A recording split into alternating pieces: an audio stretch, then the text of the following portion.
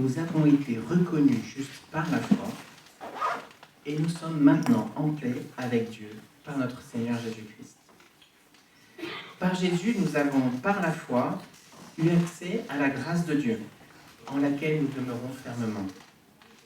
Et nous mettons notre fierté dans l'espoir d'avoir part à la gloire de Dieu. Bien plus, nous mettons nos fiertés même dans nos détresses, car nous savons que la détresse produit la persévérance, que la persévérance produit le courage, que la persévérance produit le courage dans l'épreuve, et que le courage produit l'espérance. Et cette espérance ne nous rendra pas honteux, car Dieu a répandu son amour dans nos cœurs par l'Esprit Saint qu'il nous a donné. En effet, quand nous étions encore sans force, le Christ est mort pour nous, pécheurs, au moment favorable. Déjà qu'on accepterait difficilement de mourir pour quelqu'un de droit, quelqu'un aurait peut-être le courage de mourir pour une personne de bien. Mais Dieu nous a prouvé à quel point il nous aime. Le Christ est mort pour nous alors que nous étions encore pécheurs. Par le don de sa vie, nous sommes maintenant reconnus justes. À plus forte raison, serons-nous sauvés par lui de la colère de Dieu.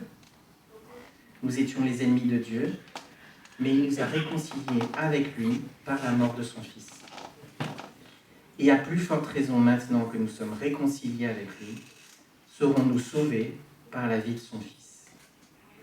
Il y a plus encore, nous mettons notre fierté en Dieu par notre Seigneur Jésus-Christ, grâce auquel nous sommes maintenant réconciliés avec Dieu. Amen.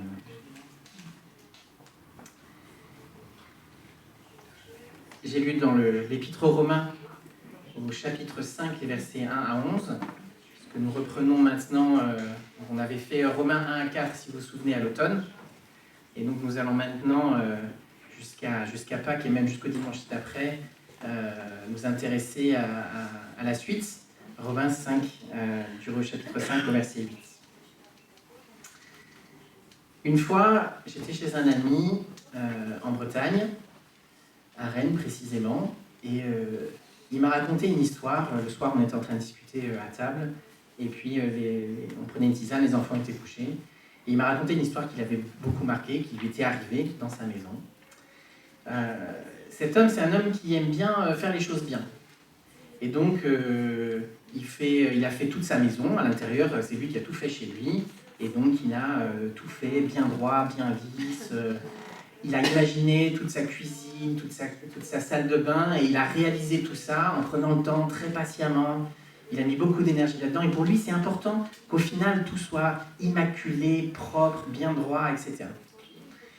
Et imaginez que ces enfants, du coup, sont au courant. Parce qu'on leur dit très régulièrement qu'il faut que tout reste comme c'était quand c'était neuf. Bon, c'est le problème, c'est qu'avec les enfants, en général, les choses restent neuves assez peu de temps. Et même en vrai, il y en a un qui a fait ce qu'il a considéré comme une grosse bêtise. C'est que malgré le fait qu'on lui ait dit plusieurs fois que s'il est trop petit pour atteindre l'évier dans la cuisine, il faut qu'il aille chercher un tabouret, eh bien, la facilité, c'est d'ouvrir le lave-vaisselle et de monter sur la porte du lave-vaisselle. Jusqu'au jour où la porte du lave-vaisselle s'est détachée. En fait, c'était rien de grave, c'était tout à fait réparable. Mais l'enfant qui avait tellement l'habitude que ses parents, et en particulier son père, soient durs, toujours à noter tous les petits trucs qui n'allaient pas, et toujours à leur dire, ça a construit en lui une vision de son père, où son père est quelqu'un de terrible en fait. Vous savez ce qu'il a fait? Il a écrit un mot à son père, et il est parti de la maison, et il est allé dans la forêt en face. Sur le mot qu'il avait écrit à son père, il avait écrit « Papa, voilà ce que j'ai fait. Si tu m'aimes encore, et si tu m'acceptes, mets un mouchoir blanc à la fenêtre, et je saurai que je peux revenir. » Et là, vous imaginez le père, comme il a été triste de savoir qu'il avait transmis à son fils cette idée-là, que l'amour qu'il avait pour lui dépendait de ce qu'il allait faire. Il a appris une grande leçon ce jour-là. Il n'a pas mis un mouchoir blanc à la fenêtre, il a couru dans la forêt pour aller chercher son fils.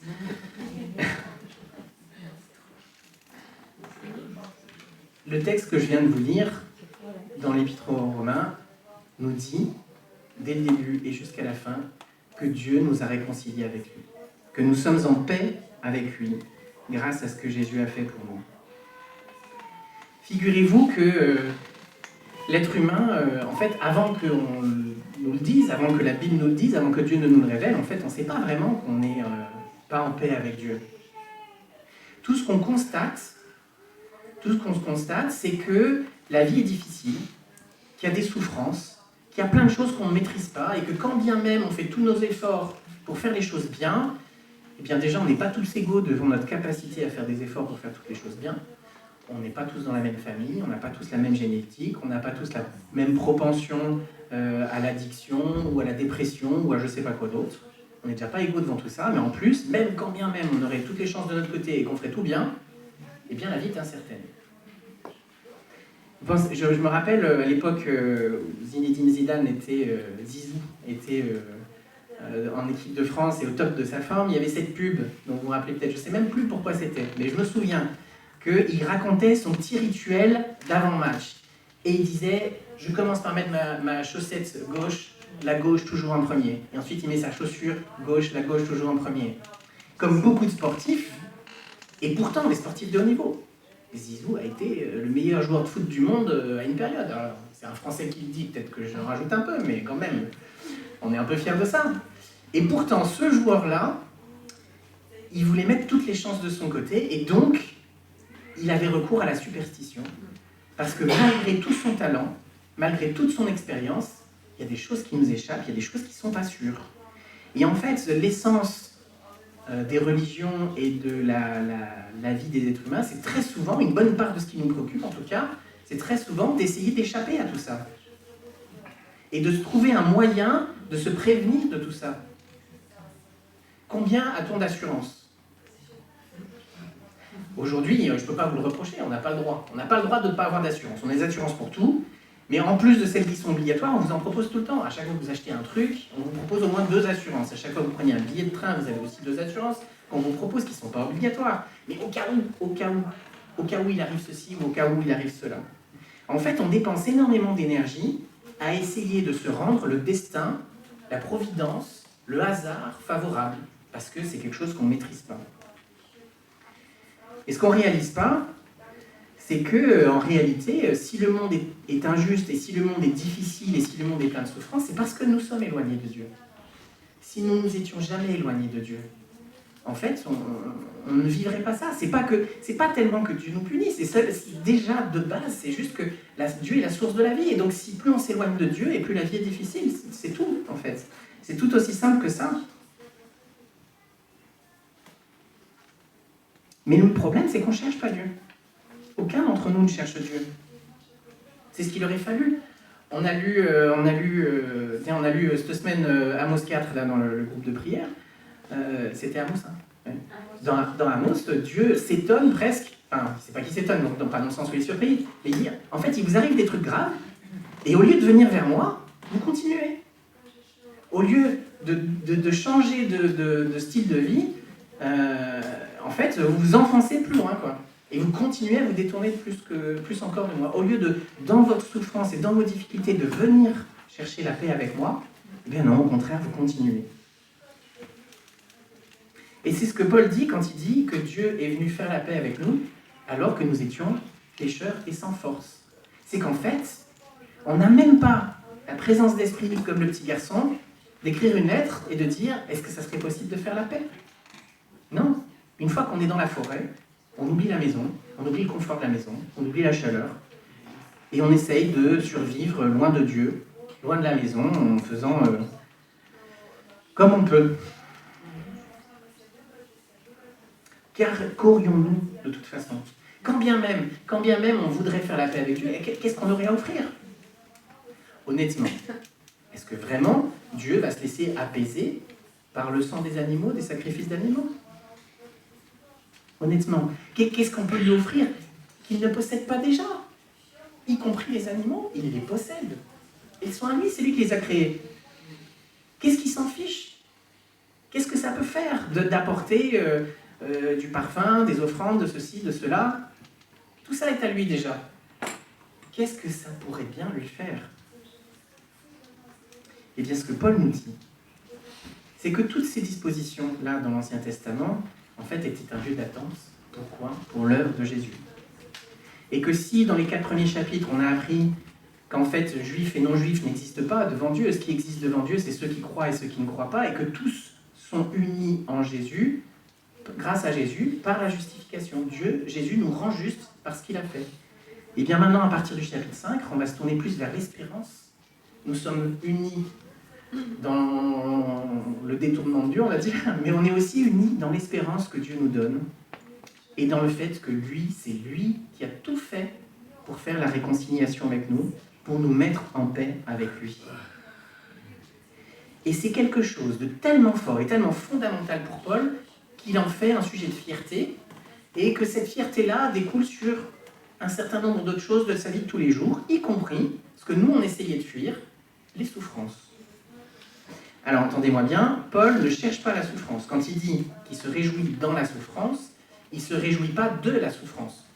Paul n'a jamais rien fait pour chercher la souffrance. Il l'a subie, il en a subi beaucoup. Mais jamais et à aucun moment, Dieu ne veut que nous cherchions la souffrance. Il y a des dérives dans le Moyen-Âge où on voit ça, où certains qui voulaient être vraiment plus chrétiens que les autres se disaient que la souffrance allait les aider. Et alors, ils se mettaient, je ne sais pas si vous avez déjà vu les trucs qui se mettaient autour de la cuisse, là, avec des pics et tout, c'est horrible. Bon, ben Dieu, il n'a jamais voulu ça. Mais puisque nous sommes dans un monde où il y a la souffrance qui arrive, puisque nous sommes dans ce monde-là, eh bien, à cause du fait que Dieu s'est réconcilié avec nous, qu'il nous offre cette réconciliation-là, si nous, on décide d'entrer dans cette paix-là, d'entrer dans cette réconciliation-là, Paul nous dit qu'à travers cette souffrance-là, la manière dont on va la traverser avec Paul, eh bien, ça va produire en nous des fruits positifs, que sont la persévérance dans l'épreuve et, in fine, l'espérance. Quel niveau de maturité spirituelle il faut avoir pour regarder l'entrée de... Quand on entre, on voit bien des fois qu'on entre dans une phase de difficulté. Pour entrer dans une phase de difficulté et dire, déjà, je me réjouis du bon fruit que ça va porter, parce que je sais que Dieu va m'aider à traverser tout ça, et qu'en traversant tout ça, il va porter du bon fruit en moi. Je ne sais pas si quelqu'un d'entre vous a déjà réussi à faire ça.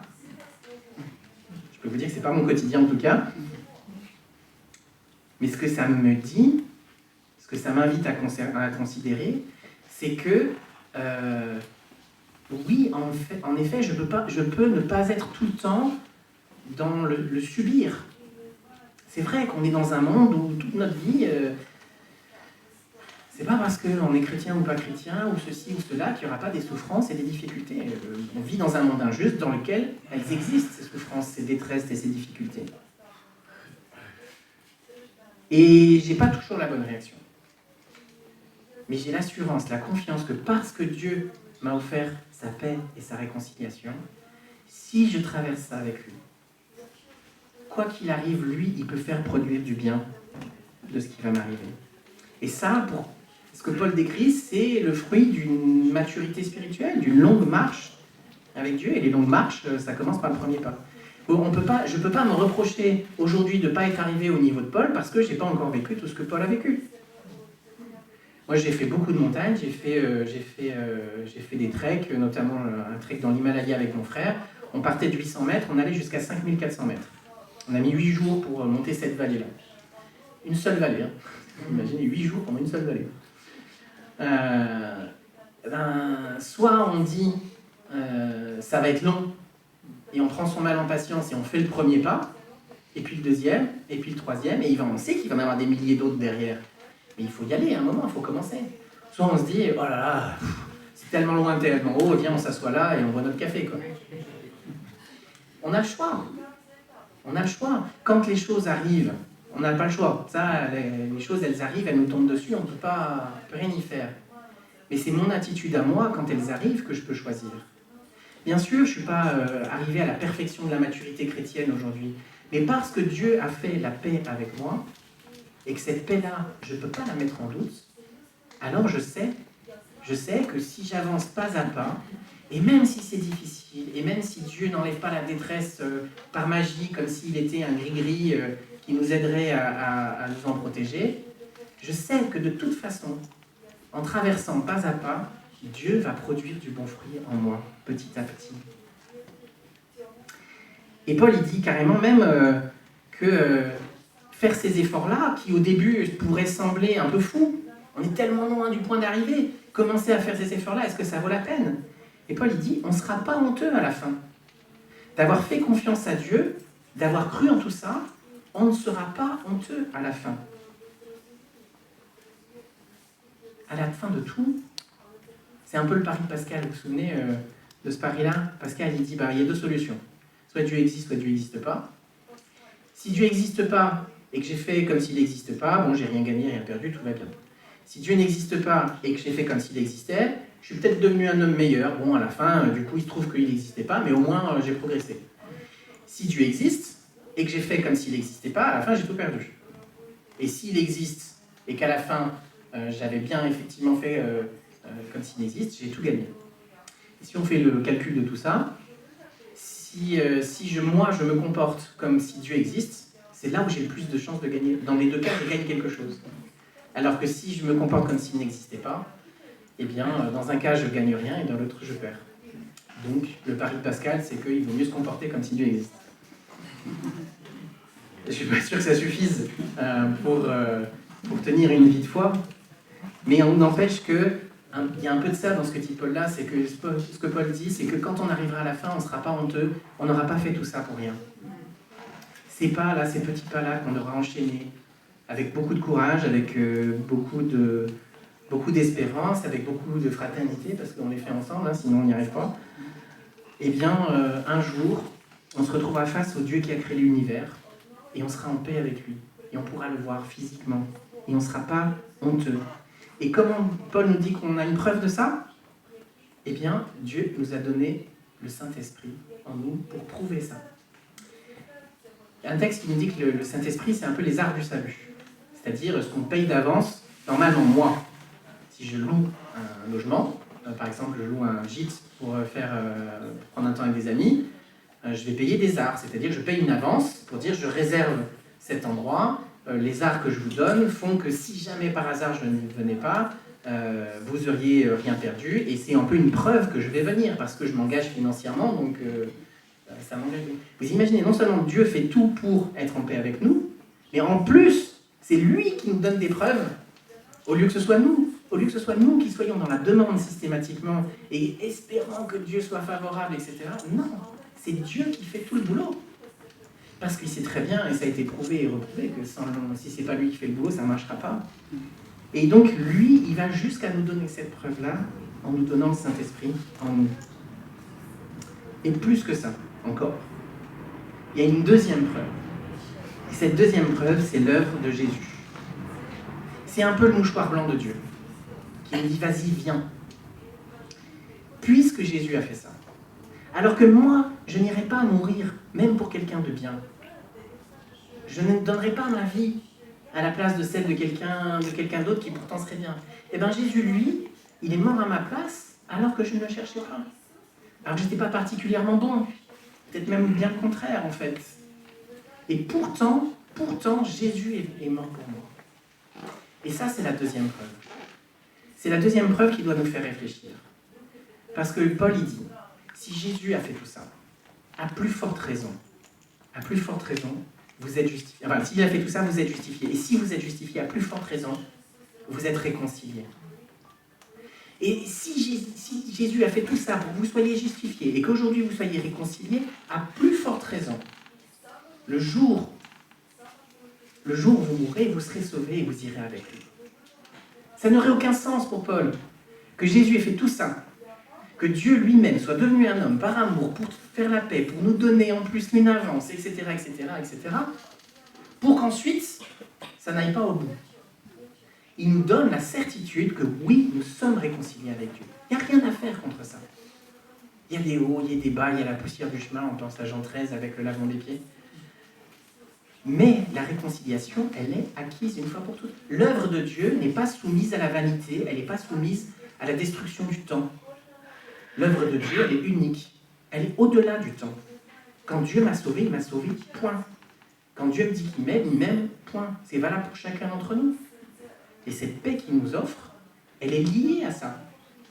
Elle est liée à l'œuvre de Jésus. Si je ne suis pas sûr de la paix, quelque part, je dis que le sacrifice de Jésus n'est pas suffisant. Si j'ai confiance que Dieu, mourant à ma place, par amour pour moi, c'est suffisant, alors même quand j'y crois pas, même quand je ne le ressens pas, je sais que c'est quand même vrai, que oui, je suis en paix avec Dieu, oui, je suis réconcilié avec lui, et à plus forte raison, le jour où il le faudra, je serai sauvé. Le jour où ça sera le moment.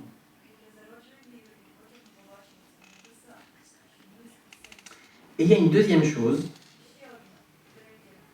dont Paul se glorifie. Enfin, il y a plusieurs, mais celle-là, c'est un peu une divisée en deux. Il se glorifie de Dieu, mais enfin, il est fier de Dieu, et il est fier d'avoir part un jour à la gloire de Dieu. Ça produit en lui la fierté dans l'épreuve, mais ça produit aussi en lui cette fierté de savoir qu'un jour, il va participer à la gloire de Dieu. Alors, qu'est-ce que ça veut dire participer à la gloire de Dieu ? Il y a un peu une tentation chez nous. On aurait envie un jour d'être des super-héros, d'être des surhumains. Et on a l'impression des fois, et on entend ça des fois dans certaines prédications, que Dieu nous rend nous glorieux. Et que c'est nous qui sommes un peu, au-delà de la valeur qu'on a aujourd'hui. Vous voyez, on a envie de ça. Pourquoi les films de super-héros, ça marche à fond ? Dites-moi, honnêtement, vous n'avez pas envie de voler comme ça, là, de sauver la veuve et l'orphelin, de faire toujours les bons choix, de pouvoir tuer le méchant d'un coup de regard comme ça, tac. Bien sûr, on en a envie. On n'aime pas notre faiblesse, on n'aime pas nos limitations, on n'aime pas notre incapacité à aimer pleinement les autres, on n'arrive pas à jamais leur faire du mal, on n'arrive pas à aimer Dieu de tout notre cœur, on est faible, on est limité. Et pourtant, Paul le dit autrement dans l'Épître aux Colossiens 27, « Christ en vous, l'espérance de la gloire ». En fait, il résume en une phrase qu'il vient de dire ici, c'est que parce que puisque Christ habite en vous, eh bien, vous avez l'assurance qu'un jour, vous participerez à la gloire de Dieu. Mais participer à la gloire de Dieu, ça veut dire vivre dans un monde où, en fait, tout se passe comme Dieu le veut, c'est-à-dire pas de péché, pas de souffrance, pas de maladie, pas de difficulté. C'est ça. Un monde où tout est en ordre. Où il n'y a plus toutes ces faiblesses, où il n'y a plus toute cette fragilité, où il n'y a plus toute cette souffrance, ces oppositions, cette détresse. C'est un monde où il n'y a plus tout ça, toutes ces guerres. Il paraît en France que maintenant on est fatigué des informations. Mais moi je le ressens aussi. Hein. Le monde est tellement dur. Il y a tellement de... Alors, bien sûr, quand on a des gens proches de nous qui subissent au premier plan ces souffrances-là, on est encore plus touché. Moi, je ne regarde plus les vidéos et tout ça. Hein. Je lis les informations sur le monde pour savoir ce qui se passe, mais je ne veux pas voir. Je sais déjà, c'est bon, j'ai pas besoin de plonger encore plus là-dedans. J'ai besoin de lever les yeux. J'ai besoin de lever les yeux et de me rappeler que je suis réconcilié avec Dieu et que quoi qu'il arrive, Dieu est là. Mais ce que Paul nous dit, c'est que à travers nous, à travers l'Église, on est censé voir l'espérance de la gloire. Et moi, je me demande si Paul, il ne s'est pas trompé. Est-ce qu'il parlait de nous ici, là ? Alors, je ne dis pas vous, je dis nous, hein, je ne me sens pas très différent. Est-ce que vraiment, c'est de cette Église-là que de dehors, quand on regarde, on doit dire, ah bah tiens, il y a l'espérance de la gloire de Dieu là ? Sommes-nous si extraordinaires que ça, si brillants, si lumineux ? Je n'ai pas remarqué que je brillais. Ça aurait été pratique, on aurait pu ne pas m'installer de lumière dehors la nuit, on verrait bien sur le parking. Ce serait peut-être compliqué pour dormir par contre. La réalité, c'est qu'on n'y est pas encore, vous le savez bien. Hein, vous le savez bien. Dans 2 Corinthiens 4-7, alors là, Paul parle de lui, de ses collaborateurs, mais c'est vrai pour nous aussi. Il dit le trésor de la bonne nouvelle de la réconciliation avec Dieu, Dieu l'a placé dans des vases d'argile. Et ça, il l'a fait volontairement. C'est son choix de placer ce qu'il est, ce qu'il a à offrir, dans la fragilité. Figurez-vous que l'Église qui se construit est la preuve Oui, de la gloire de Dieu. Mais pas de la gloire au sens de puissance écrasante. Pas la gloire au sens de réussite sociale, matérielle et tout ce que vous voulez. Pourquoi? Comment elle peut être la preuve de ce que Dieu a fait? Il faut que ce soit la preuve de Jésus, de ce que Jésus a fait, de sa victoire sur le mal, mais aussi la preuve de sa grâce.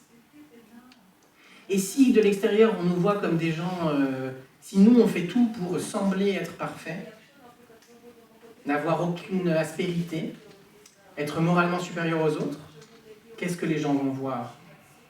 Ce qu'ils vont voir, c'est des gens qui se sentent supérieurs aux autres, ok. Mais ils ne vont pas nous voir tels que nous sommes. Tels que nous sommes, c'est fragile. Tels que nous sommes, c'est des vases d'argile. Ce qui va montrer la gloire de Dieu, c'est si nous sommes honnêtes et authentiques. Dans Colossiens, Paul il dit que Jésus nous a emmenés dans le cortège triomphal de sa croix. Donc dans le monde, vous connaissez cette histoire, dans le monde antique, par exemple chez les Romains, vous avez peut-être déjà vu ces images dans des films ou dans des séries. Vous voyez par exemple César, à l'époque où il était général, qui avait vaincu Vercingétorix en Gaule, il va laisser ses légions à l'extérieur de Rome, de l'autre côté de cette rivière dont j'ai oublié le nom, et ensuite lui il va rentrer à Rome avec quelques-uns de ses soldats, et derrière lui, les vaincus. Vercingétorix, vaincu, et puis le butin, etc. Et bien, Vercingétorix vaincu et le butin, etc., c'est nous. Quand on nous emmène dans le cortège triomphal, on n'est pas debout sur le char avec une couronne de laurier sur la tête. On est le butin que Jésus a ramassé, et qui va, bien sûr, qui va mettre en valeur. On a de la valeur pour lui. Mais en fait, on n'est pas dans... C'est sa gloire à lui, c'est pas la nôtre. Et sa gloire à lui, c'est d'être venu nous chercher et nous prendre tels que nous sommes. C'est ça le message que nous avons apporté. La preuve de la gloire de Dieu, c'est pas la perfection ou la réussite, mais c'est l'illustration de la grâce, et c'est ça que nous avons à montrer. Et des fois, nous, on est chez nous, et puis on voit qu'on a un peu d'argile sur le doigt. On se dit, mais je vais nettoyer ça, moi je vais être parfait, hein. Je veux pas d'argile sur mon doigt, on commence à laver, puis évidemment ça part pas. Pourquoi? Parce qu'on est fait d'argile. C'est pas une tâche, c'est ce que nous sommes. Nous sommes fragiles. Nous, on aimerait bien ne pas être fragiles. On aimerait bien être fort et ne plus avoir à traverser de difficultés. Mais l'angoisse, la peur, la faiblesse, l'insécurité, toutes ces choses-là, elles vont continuer d'exister. Mais la gloire de Dieu, c'est de nous accepter comme ça, tels que nous sommes, de nous aimer, de nous réunir et de nous donner l'occasion de vivre différemment. Et ce que les gens peuvent voir et qui montrera la gloire de Dieu, c'est comment on est capable de se pardonner, comment on est capable de se réconcilier, comment on est capable de refuser de faire du mal ou d'accueillir quelqu'un qui nous semble tellement différent, de faire un peu de place. C'est toutes ces choses-là qui vont montrer qui est Dieu. Si on est toujours dans la critique, si on est toujours dans... si on dit aux gens « Ah, tu devrais arrêter de fumer » ou « Tu devrais faire ci, faire ça », quelle image de Dieu on transmet? C'est un peu comme avec le père de famille tout à l'heure. On donne l'image d'un Dieu qui est là pour pointer les erreurs. Le jour où on en fait une qui nous semble trop grosse, on se dit « Dieu, il m'aime plus ». Et là, on s'est trompé. On n'a pas donné une image juste de Dieu. L'image juste de Dieu, c'est « Moi aussi, je galère, comme toi. Et Dieu est là. » Et Dieu est là. J'ai discuté avec des collègues pasteurs baptistes récemment, là, quand j'étais à Bordeaux, Grenoble. Et on se disait, c'est vrai que dans les églises baptistes, souvent, on ne culpabilise pas les gens. Je ne vais pas vous dire, si vous ne donnez pas assez, si vous venez pas assez le dimanche, si vous venez pas à toutes les réunions, etc., vous allez perdre votre salut. Je ne vous dis pas, si vous voulez être des bons chrétiens, si vous voulez être fidèles à Jésus, si vous voulez l'honorer, il faut venir. Et puis ensuite, c'est moi, en fait, qui juge si vous êtes là ou si vous n'êtes pas là. Je dis, ah, quand même, tu n'étais pas là. Ça m'est arrivé des fois, moi maintenant, mais les premières années où j'étais là, quand quelqu'un n'était pas là et que je l'appelais pour savoir comment il allait, il s'excusait. Et moi, j'appelle juste parce qu'il n'était pas là et que je m'inquiète. Et lui, il s'excusait, il disait, ah, mais je suis désolé, je voulais venir, mais j'ai pas pu. Oui, tu fais comme tu peux. Moi, voilà. Je suis pas là pour vérifier si les gens viennent ou s'ils viennent pas. C'est vrai, on essaye de ne pas faire ça parce que ce qu'on veut, c'est que la foi, elle soit authentique. Et du coup, c'est vrai qu'il il y a moins de dons, il y a moins de présence, il y a moins de radicalité peut-être. J'aimerais vous dire que la radicalité, j'espère qu'elle peut naître de l'assurance de l'amour de Dieu. Qu'elle peut naître de l'assurance de sa grâce et de cette paix qu'il nous a offert.